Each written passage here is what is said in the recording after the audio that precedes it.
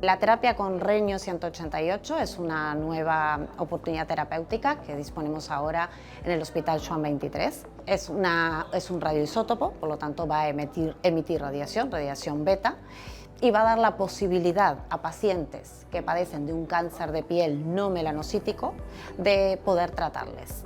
Hay casos en que por la localización de estos tumores no es posible tratarles con cirugía. Entonces, en estos casos, el Reño es donde tiene su lugar.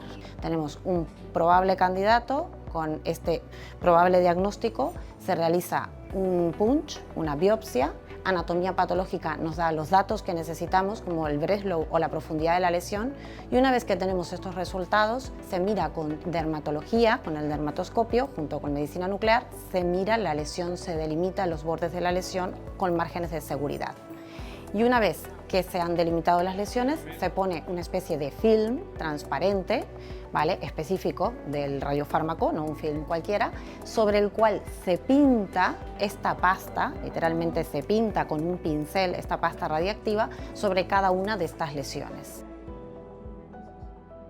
El paciente no siente dolor, no siente absolutamente nada, simplemente es la aplicación de una pasta indolora ni nada. Cuando se ha cumplido este tiempo exacto, que suele oscilar entre 45 minutos o 3 horas, se quita el film y el paciente marcha a su casa sin ninguna radiactividad.